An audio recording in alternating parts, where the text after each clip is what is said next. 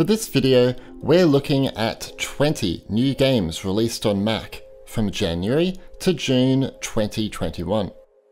This video does not include Apple Arcade games. I have uploaded a separate video for that platform. Number 20, we have Gravia. Welcome to Gravia, a new puzzle adventure. What's special here is that players can create small, black holes and use this power to destroy obstacles, solve puzzles, move yourself at high speeds, and so forth. But you must make sure you don't hurt yourself in the process. Gravia is available on Steam and is supported on Macs with a 2GB or better graphics card or an Apple Silicon based Mac.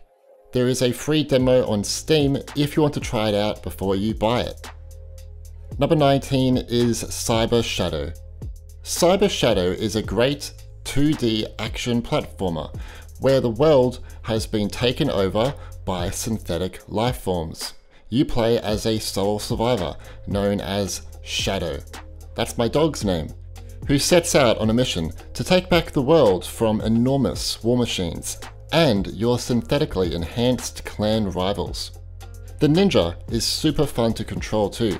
Dash, slice, and leap through 8-bit locations. Cyber Shadow is available on Steam and can run on most Macs out there. Number 18, we have Prodeus. This game cleverly mixes AAA rendering techniques with retro FPS gameplay and a linear structure.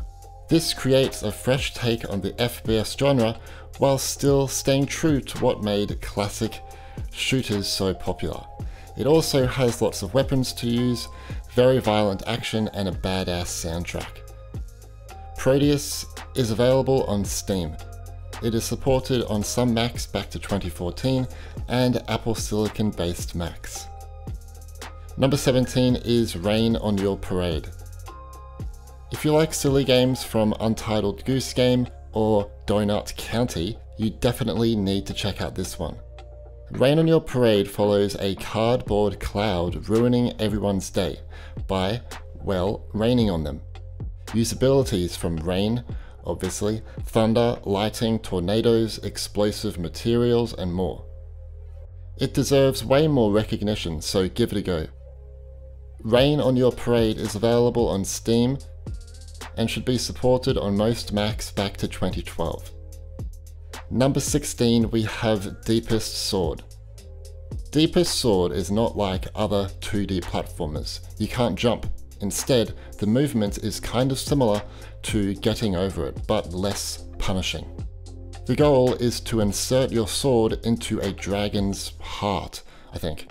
But it won't work until the sword grows longer and can fit all the way in. Yes, the game's a little bit suggestive. As you play and the sword gets larger, platforming becomes more difficult. Deepest Sword is available on Steam and is supported on most Macs back to 2012. Number 15 is Tennis Elbow 4. Tennis Elbow 4 is not a AAA tennis game, that is for sure. The movement, graphics, and UI put that on display. That being said, it was developed by just one person and is quite an achievement. Play on 18 real stadiums, go into 400 plus tournaments, the Country Cup, singles and doubles competitions, junior and pro tours, and more. It also has split screen and online multiplayer. Awesome. Tennis Elbow 4 is available on Steam. It should run on most Macs back to 2012. Number 14, we have Slipways. So many great strategy games have arrived on Mac in 2021, and Slipways is one of them.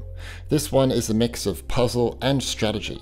You will colonize planets, pick industries, and hook everything up so that planets can support each other. The puzzle elements mean it's very easy to get into, but complex to master, the gameplay loop. Slipways is available on Steam and the Epic Game Store. It should be supported on most Macs back to 2012. Number 13 is Totally Accurate Battle Simulator. Tabs, the funny sandbox game, finally went out of early access in mid-2021. You can put the blue and red fighters from ancient lands against each other and watch it all unfold with the silly physics system. While the core experience is the same, there are now 2 new factions, 2 new maps, 2 new campaigns, online and local multiplayer, and more. Tabs is available on Steam and Epic Games Store. Despite its stylized graphics, it's quite demanding. Number 12, we have Wildermyth. Wildermyth is a tabletop role-playing game. It uses a nice art style involving a paper world with 2D characters and scenery. You must help a group of heroes overcome threats and monsters across different battlefields. On the surface, the game doesn't seem like much, but the character progression is fantastic and it contains great story events. Wildermyth is available on Steam and should be supported on most Macs out there. Number 11 is Total War Rome Remastered. Feral Interactive recently brought this iconic RTS back to Mac as a remastered version. Total War Rome Remastered is now a 64-bit application with Metal support, and will soon be a native game for Apple Silicon Macs. It also features new mechanics, improved visuals, and 4K enhancements via the enhanced graphics pack. Total War Rome Remastered is available on Steam and soon the Mac App Store, and should be supported on the following Macs. Number 10, we have Narita Boy. Narita Boy is a radical new platform adventure that follows a pixel hero trapped as a mere echo within the digital kingdom. You will find a techno sword that wields unbelievable power, and then go head to head with the corrupt and tainted stallions and save the world. The controls are a little floaty at times, and it's much better to play with a controller, but the combat is booming. There is a surprisingly in-depth story here, the animations are very well done, and the soundtrack feels fresh and blends really well with the gameplay. Narita Boy is available on Steam and will run on most Macs back to 2012. Number 9 is DEVOUR. You can play with 1 to 4 players and will try to stop a possessed cult leader before she drags you to hell. To do this, you must try and break the curse with gasoline, a fire pit, and ritual goats. The longer this takes, the angrier she'll become and the quicker she can run, and the more demons she'll spawn to hunt you. DEVOUR is available on Steam. Note, the game is best played on a Mac with a 2GB or better dedicated graphics card or an Apple Silicon based Mac. Number 8, we have Transport Fever 2. Originally released in 2019 for Windows PC, in early 2021, Transport Fever 2 was ported to Mac, and is one of the few games to support the Vulkan API on this platform. Transport Fever 2 lets you navigate transport routes through land, water, and air. It has a big learning curve to it, I found, so be sure not to skip the tutorials. Transport Fever 2 is available on the Mac App Store and Steam. It's best played on a Mac with a 2GB or better dedicated graphics card or an Apple Silicon based Mac. Number 7 is Loop Hero. Loop Hero is an excellent tactical RPG where players can choose their own hero and set them out on the loop. With your deck of cards, you can place down new enemies, terrain, buildings, and rewards in the path of your hero. As you progress, you'll unlock new classes, better gear, and more heroes. Later on, you'll take on bosses and guardians as you try to break the timeless cycle of the world. Loop Hero is available on Steam and the Epic Games Store, and can run on most Macs out there. Number 6, we have Portal Reloaded. Portal Reloaded is a free mod for Portal 2. While not technically a new game by Valve, or just in general, the community-made mod is an attempt at a new story-based experience for Portal fans. It has 25 new mind-bending puzzles, 3 different portals, 2 different timelines, more than 100 custom voice lines, and more. Portal Reloaded is available on Steam. Note, it is a 32-bit game as it's built on the same code as Portal 2, so it's only playable on Macs running macOS, Mojave or below. Number 5 is Skul, the Hero Slayer. In 2021, Skul came out of early access. It's a rogue-lite 2D platformer. It can take a while for this game to grow on you, but I love how you can put on different skulls that grant the character different fighting skills and abilities. You can hold 2 skulls at one time too. It's up to you to learn when to use a certain skull. Skul the Hero Slayer is available on Steam and should run on most Macs back to 2012. Number 4, we have Devotion. Devotion is one of the best first-person horror games on Mac since Alien Isolation, Observer, or Layers of Fear. This one is a psychological horror game dealing with themes of family, depression, and religion. You will explore a 1980s Taiwan apartment complex that is lost in time and gradually shifting into a hellish nightmare. You will witness the relationships that the family in this apartment go through and their devotion. Devotion is available from the developer's own website. It is best played on a Mac with a 2GB or better dedicated graphics card or an Apple Silicon based Mac.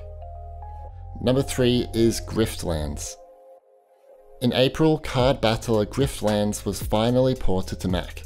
The game is essentially 2 card games in one package, the battle and the negotiation. It works really well. You can play as Sal, Rook or Smith, and each have their own specialized decks, abilities, and maps to explore. The only downside is that it's really addicting and hard to put down. Griftlands is available on Steam and the Epic Games Store. It should be supported on most Macs back to 2012. Number 2, we have Frostpunk. In February 2021, Frostpunk landed on Mac. It's a society survival game, and you are the ruler of the last city on Earth. The world is now becoming frozen over, and you'll have to develop new technologies to keep everyone warm. But you'll have to meet the needs of your people. If you don't, they can rebel against you. It's not an easy game and has a big learning curve, but it can be very satisfying.